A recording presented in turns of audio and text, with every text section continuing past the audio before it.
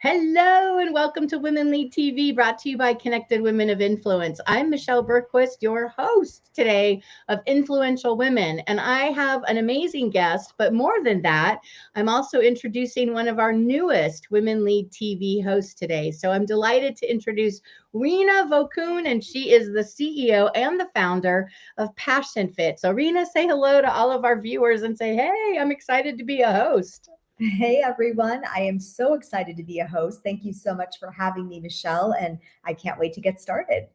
I can't wait either. So, we're introducing you today and all that you do. So, I want all of our listeners to know the show title for your new show series is what? Because I know it has to do with wellness and health and all of that, but share that with our viewers. Yes, so the title is called Women, Workplace, and Wellness. And it's going to, or Women, Wellness, and Workplace. It's one of those, That's but fun. it's in yes, and it's covering all of those topics. And I think it's just really timely that we're having this conversation with Women's History Month in March. And I'm just excited to introduce this show to everybody. I love it. Well, while we're on that subject, I'm just really curious, like with Women's History Month, what is something that you feel you've learned from those that have walked in front of us? Because I know for me, it's how, speaking up and, asking for things, from some of my predecessors or what women didn't do. And I feel like now it's like I definitely don't have a problem speaking up for anybody that knows me. But on that note, what's something that maybe you've learned from those that have come before you, in their careers or work or workplace? Yeah, I've worked for some amazing female leaders for some large companies, and I've been involved with other organizations, even in the academia space, where I've worked with some incredible women that have just taught me the power of listening to your own voice, the power of, really standing up for what you believe in, speaking your mind, working hard, and not being afraid of things. I think oftentimes as women, fear holds us back in the workplace. And I think having that courage and that spirit to, pursue the things that you feel strongly about and to get out there and make an impact, it does take courage and it does take fighting back fear. And I've had some amazing role models in my career that have shown me how to do that. And that's something that I want to continue to do in my career and help others do the same in the next generation. That was so awesome on a question because I didn't know we were going to talk about Women's History Month. So there you go. That's a great way to start the show, isn't it? Thank I you. love that. Let's talk a little bit about your show. So what's going to be kind of the focus of the show? I mean, corporate wellness, women, wellness, that kind of thing, but give a little bit of a overview of what the show's going to be about because I'm excited to hear about it, how business and, being healthy makes us more productive and stuff like that. Absolutely. Yeah, I feel like this show is really based off of the mission of my company, Passion Fit, which is to empower women to flourish both personally and professionally through wellness. My TEDx talk that I gave in 2020 was Why Wellness is the Secret to Personal and Professional Success. Ooh. And my book is called The Wellness Empowered Woman. And so it's really this cross section between, yes, health and wellness, but professional development, women's empowerment, and how we can really be powerful leaders, both as entrepreneurs and leaders of companies in the workforce by taking care of ourselves. And I mean that in a very holistic sense. So how do we take care of ourselves physically, mentally, emotionally, and spiritually? And by doing those things, how does that make us stronger and more powerful in our careers and our professional lives as well? And I think there are a lot of great role models out there that know the importance of taking care of themselves so that they can flourish in other parts of their lives, including their careers as well. One of the things I have to say that I love most about you is that there is, trying to find that wonderful balance between, not going one way just to be healthy and, wellness and, so far that way without also saying that we've got to be productive and, work and feel like we're doing good work and have purpose and passion. So I think there's a really nice balance that you've got between it. And I'm really curious, what kind of guests are you going to be bringing into your radio show? It's like, what kind of women are we going to be excited to see and hear about with you? Yeah, so I am bringing in women from my professional network, many of which are also dear friends of mine. I feel like all the women that I cross paths with, we eventually become friends as well. And I very much value my relationships personally and professionally. And, many of these women are working for large Fortune 500 companies. I've worked with them in the past in different capacities. Many are entrepreneurs as well. Sometimes they're doing side hustles, sometimes that's their full-time job. So there's just a lot of women out out there that I'm going to be bringing in that I think are going to have different perspectives. They're coming from different types of industries. I've personally worked in tech and digital media and, retail and the consumer space. And so I want to bring women that have worked in those different industries as well, so they can bring those different perspectives. And they're going to be from all over the country too. So it's Ooh, that does sound exciting. So different perspectives, different places, fabulous women. I mean, I love the idea you're going to have a mix of both corporate and, I know you said side hustles, but entrepreneurs and, those that are making their mark in a different way on their own. So exciting. I do want our viewers to know more about you. I mean, my gosh, it's like, okay, seriously, I could read your bio, but I am not going to do that. Like all the things that you've been on CBS, you've been on Fox, you've been on ABC, you've been on NBC as a health contributor. This is crazy. You work with little companies like Microsoft, Google, Amazon. I'm just like reading this and going, oh my, oh my. Well, tell our, kind of viewers, it's like, what made you start Passion Fit? I know you're a book author. It's a really wonderfully book about the empowered woman, right? The wellness empowered woman. It's like, what caused you to start Passion Fit? Because you come from a corporate background. I always love this story. Oh, thank you, Michelle. I'm very humbled and very honored. Thank you for A your lot. I'm like, you're all that. I loved my corporate career. I did it for about 16 to 17 years, worked for, companies like Google and Yahoo and Reebok and GE. And I'm really glad that I had that experience because it taught me so much about the nuts and bolts of how businesses work, how businesses flourish, and also how businesses overcome challenges. And I think it was the perfect timing when I decided to leave my corporate career to become an entrepreneur and start Passion Fit because I'd had that experience that I could really bring into my own business. It led me to making this very kind of big move. It was probably the biggest career change I'd ever had. And it was a combination of things. I mean, I've always had a lifelong passion for health and wellness. I've been certified teaching fitness classes since I was a freshman in college, and throughout my entire adult life, I have been doing that as a hobby, and I continue to teach fitness classes 5 days a week. I've also been very interested in things like nutrition and how, we can focus on positive psychology and meditation and our mindset and how that affects us, and things like behavior change. And like you were talking about earlier, finding that balance between your personal and professional life. So those were things that I was already pursuing on the side. And then I honestly hit a point of burnout in my career, being a mom and a wife. My husband and I have 2 boys, and they're 12 and 15 now. But at the time that I made this major You have career plenty of time on your own. You have plenty of time with 2 boys and a husband. And oh my God. a career, right? And they were young at the time. My little one was a baby, my older one was a toddler, and I hit a point of burnout. And I thought, there's probably other women and just other people in general that are in the same boat as me, where they have always been very ambitious, very passionate about their education and their careers, but they also really care about their personal and family lives as well. And how do we find that elusive balance? And that's a whole other topic, and maybe we'll bring it into the show with some of my guests, but there's no perfect balance. But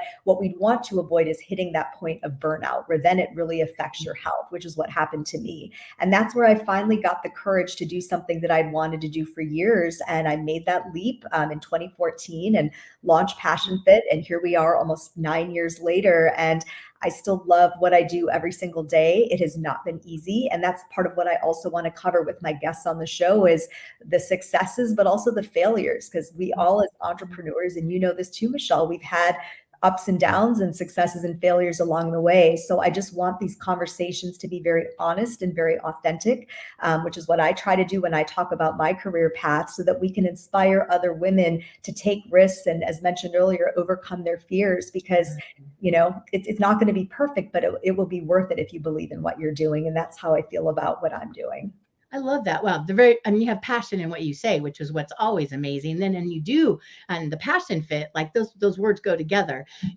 For our viewers, it's like we share a couple of things. Like, what do you do to keep yourself balanced? I mean, people talk all the time. It's like, get enough rest. It's like, eat right. It's like, I get it. I mean, sorry, but we're all like crazy busy. And it's like, as much as we plan and try to figure everything out, like, what are some suggestions you have on how people can make the balance work? I kind of feel like we all know what we need to do, but some of us do it really well. Some of us struggle with it. Some of us kind of do it, haphazardly. So what's the secret sauce, if you don't mind sharing, in your wonderful opinion and expertise? Oh, yeah, I'd love to share what works for me and what's worked for my clients. And I agree with you. We all know what we should do, but that doesn't always make it easier to actually put it into practice. So I think one of the first things that you can do, and we all can do, is just a daily check-in with ourselves, right? Just Mm. your own sort of self-care of saying, how are you feeling? Checking in with how you're feeling mentally, physically. Are you tired? Are you stressed? Are you worried about something? Because I think just having that internal check-in with yourself can give you a sense of what you might be needing, because it's, every day is going to be different. And some days it might be, what like you were saying, lacking on sleep. Yes, you need to get more sleep. But if you're in a day where you're doing that self check-in and you are exhausted and it's really starting to affect you, then maybe that will give you the motivation to get to bed earlier that night. Or maybe your back is hurting because you've been working like crazy. You've been at your computer all day. And so maybe just that check-in will allow you to then tune into your physical self and your physical body. And maybe that will prompt you to want to do some yoga or go for a light walk or move your body that day. So I think it's checking in and knowing what you need. And then for me, what really works is I just calendar it. I put my self-care practices in my calendar alongside with my work meetings, with my work travel, with my kids' schedules, my husband's schedules, because if it's in your calendar, you're prioritizing it, just like you prioritize everything else in your life. And I think that sometimes is also the miss that we have, is we forget to prioritize ourselves. So I would say I like that tip, because that's that is right. We all say many times, if it's not in my calendar, we don't do it. And yet, do we put those kinds of things in our calendar? Like even, remembering, I have so many friends that will say, it's like, I even set now, reminders to just get up and move and go walk. And, a couple people have said to do that. And I go, oh, what a great idea. And then it's in the calendar. It reminds you, and there's a little kind of like reminder for it. So I love that. I love that. Reena, there's so much information right now that's online. People are like talking all the time about this or that. I think I'm excited about where Women Lead TV is going to go. And I'm really curious for, again, our viewers and those that might watch later or after our live show. But what are you most excited about by being a Women Lead TV host? Because I know you signed up right away when I said, Reena, we'd love to have you, as a TV host. And I think you've got all that. But what's most exciting to you? Like, what's the message and what you want to have as kind of an end result with your show?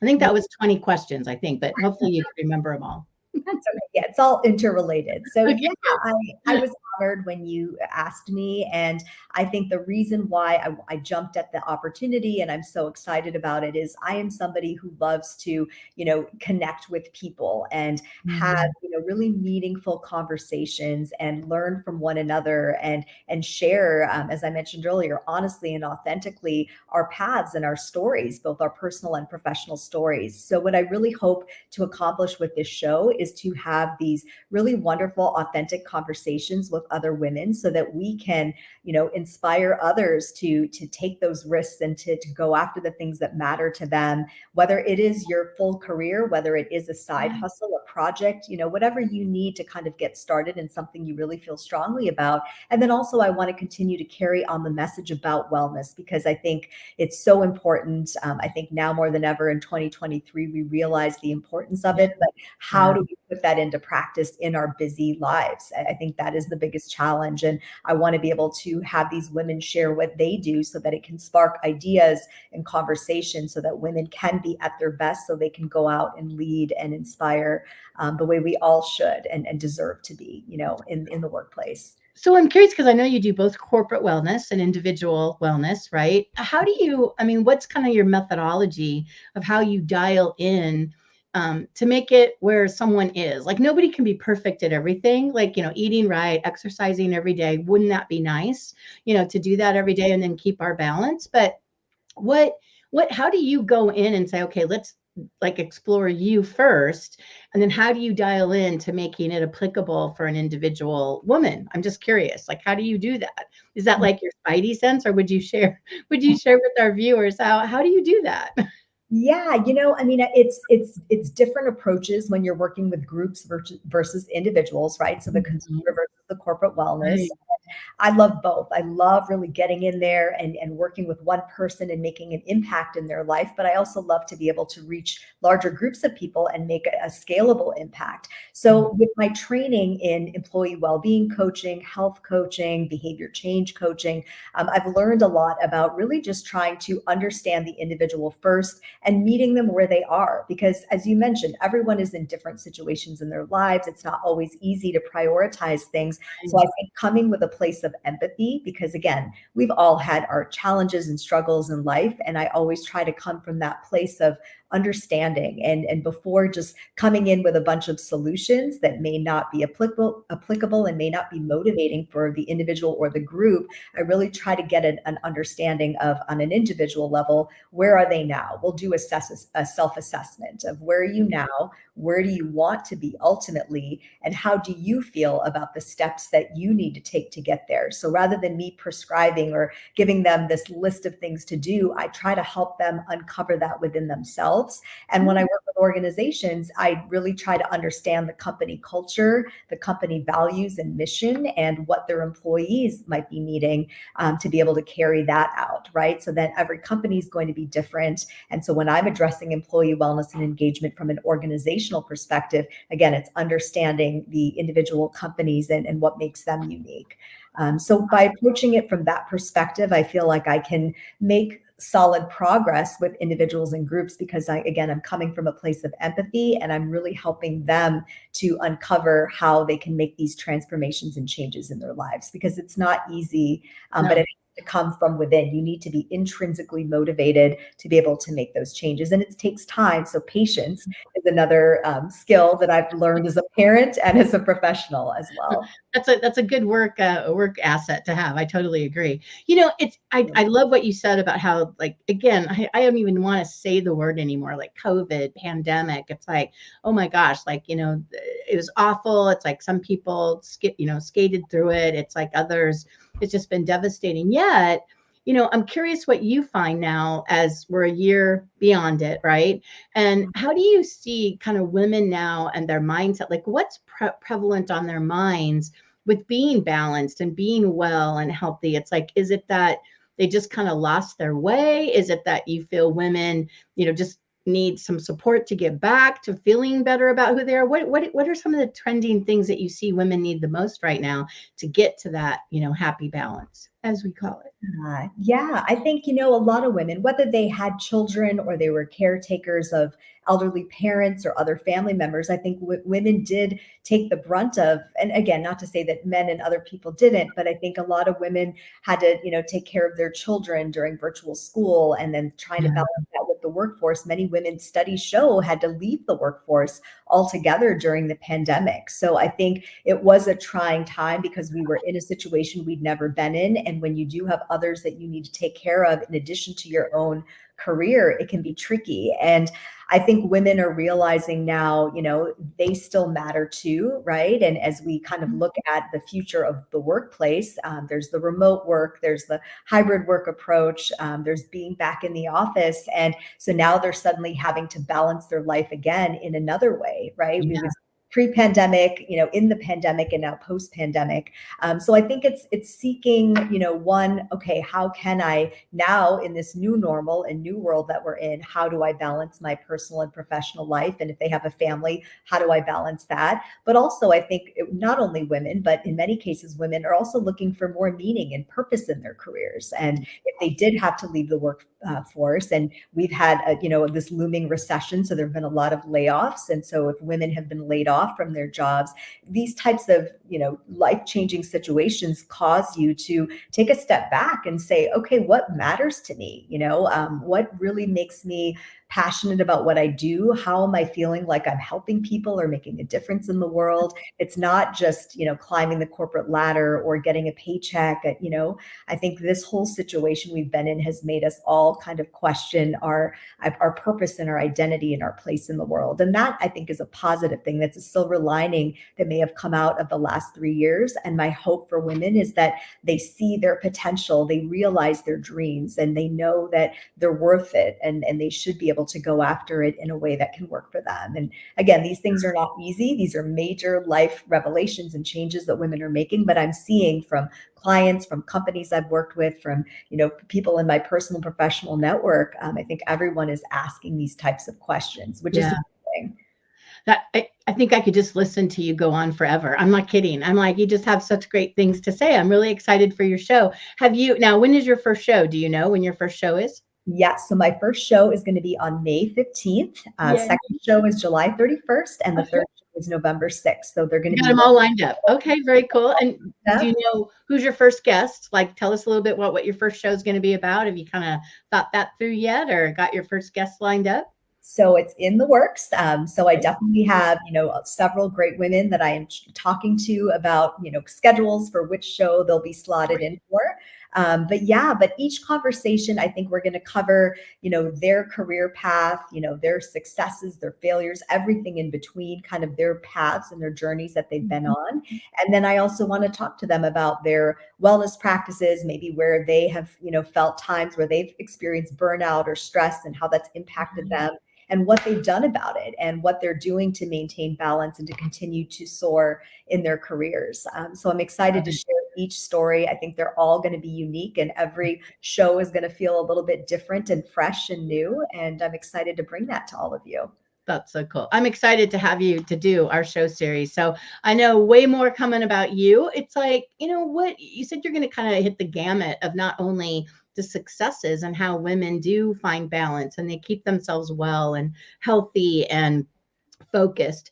What do you see women struggle with the most right now? Like in the clients you're working with, or even the companies, because companies too, I know you do corporate wellness. And it's like, I hear from women all the time that are in organizations where they're just really struggling on how to get back, to the hybrid workplace. I mean, it sounds easy, but it's very tough. I mean, when you're used to working at home, it's not like any of us wanted that. I mean, some did, but getting back now to the workplace has been a bit of a struggle. What do you hear with that about what women struggle with the most right now?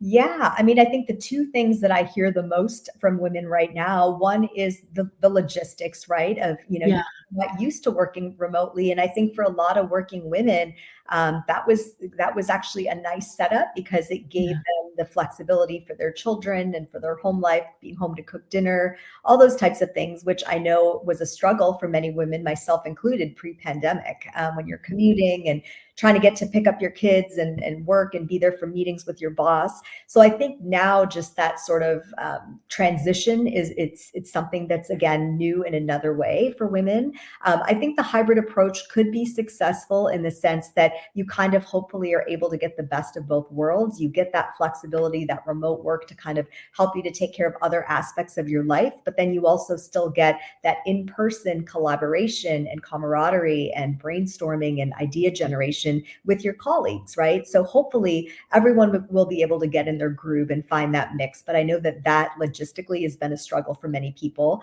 And then I would say the second thing that I'm hearing, and it's a constant theme, is just making time to prioritize themselves. Because oftentimes as women, we do prioritize our families, our career, our communities, the volunteer work we do. We put ourselves out there, which is great. But at the same time, if we're depleted ourselves and we're forgetting to take care of ourselves, pretty soon we're not going to have much capacity to take care of all those others in our lives. So I'm just, that's the part that I really try to work with women on, is remembering that it's not selfish to take care of themselves and they have to prioritize their own well-being. And I've been a victim of it myself. I have had years of where I put everybody else, before myself, and then I get depleted and I get burnt out and my health suffers. And, I've been there too. And that's where, again, I can come from a place of empathy, but I can also come from a place of let's all empower each other and remind each other that we need to do this for ourselves in order to be at our best and to make that difference in the world that I know so many women want to do. When you're done speaking, I'm gonna go, woo, hallelujah. Okay, I love it. I love it. I love that. I mean, last question I have for you. It's like, what are two secrets that you've found that have really been your best like keys to find that balance, professionally, business wise, any of it? Just, leave us with two slices of advice, because we're at the end of our wonderful introduction for you as our new Women Lead TV host. But leave us with a couple of tips if you don't mind, Reena. Absolutely. So I would say my first tip is to listen to your gut. I think sometimes finding that balance can be tricky. I'm actually in the middle of trying to make a decision right now. I have a professional trip planned, and now I just found out my son's sixth grade class performance is happening on the same day. And this is before Oh from elementary school, so I'm in a bit of a conundrum. So, there are those, do I take path A or path B, those decision points when it does come to your balance of your life and your work. So I think some of it is, yes, you do the pro con list, you do all the analysis, you figure out what's going to be the best thing to do, but ultimately listen to your gut, listen to your heart, because I think as women, we do have that women's instinct, and that won't lead us astray if we can tap into that inner voice and that inner self. So that's one that I definitely practice in these situations.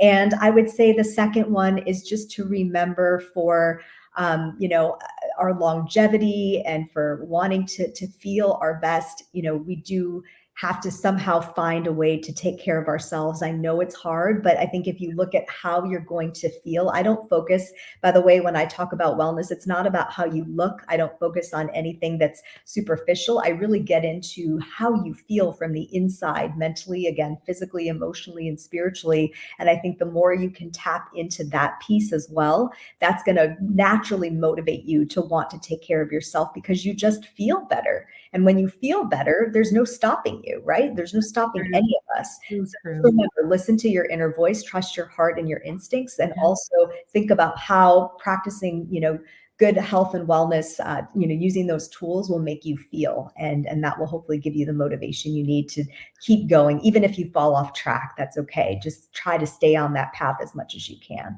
I like that one too, where it's like, it doesn't have to be 100%. Like, what do they say? 80-20, right? 80% of the time we're doing what we need to, 20% of the time, go do what you need to do, eat that, whatever. But I love that you said too, it's not just always about what you look like, it is how we feel inside. So that's special. I cannot wait to hear your show series. I'm sure our viewers want to hear it. So May 15th, your first show, exciting.